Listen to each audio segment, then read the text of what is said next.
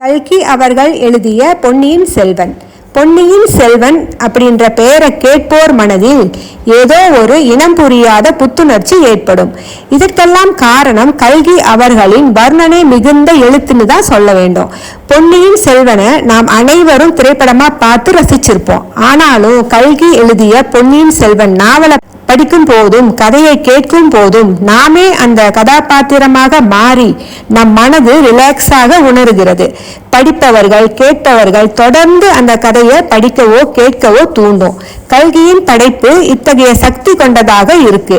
அவரின் கற்பனைக்கு எல்லையே இல்லாம நம்மை அந்த சோழ காலத்திற்கே அழைத்து செல்லும் ஆற்றல் மிகுந்ததாக இருக்கு. கண்களை மூடி இந்த கதையை கேளுங்கள், கவலைகள் மறந்து மகிழ்ந்திருங்கள். ஆதி அண்டமில்லாத கால வெள்ளத்தில் கற்பனை ஓடத்தில் ஏறி நம்முடன் சிறிது நேரம் பிரயாணம் செய்யுமாறு நேயர்களை அழைக்கிறோம். வினாடிக்கு ஒரு நூற்றாண்டு வீதம் எளிதில் கடந்து இன்றைக்கு 982 ஆண்டுகளுக்கு முந்தைய காலத்திற்கு செல்வோமாக.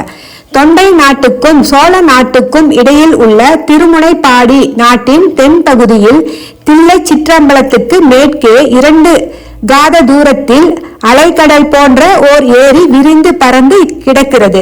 அதற்கு வீரநாராயண ஏரி என்று பெயர். அது தெற்கு வடக்கில் 1.5 காத நீளமும் கிழக்கு மேற்கில் 1/2 காத அகலமும் உள்ளது. காலப்போக்கில் அதன் பெயர் சிதைந்து இந்நாளில் வீராணத்து ஏரி என்ற பெயரால் வழங்கி வருகிறது. புது வெள்ளம் வந்து பாய்ந்து ஏரியில் நீர் நிரப்பி ததும்பி நிற்கும் ஆடி ஆவணி மாதங்களில் வீரநாராயண ஏரியை பார்ப்பவர் எவரும் நம்முடைய பழந்தமிழ் நாட்டு முன்னோர்கள் தங்கள் காலத்தில் சாதித்த அரும் பெரும் காரியங்களை குறித்து பெருமிதமும் பெருவியப்பும் கொள்ளாமல் இருக்க முடியாது.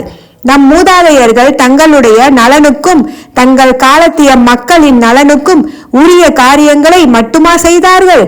தாய் திருநாட்டில் தங்களுக்கு பிற்காலத்தில் வாழையடி வாழையாக வரப்போகும் 1000 கால சந்ததிகளுக்கும் நன்மை பயக்கும் மாபெரும் செயல்களை நிறைவேற்றிவிட்டு போனார்கள் அல்லவா? பொன்னியின் செல்வன் பாகம் 1 அத்தியாயம் 1 அடுத்த பதிவுல கேட்டு ரசிக்கலாம். நன்றி.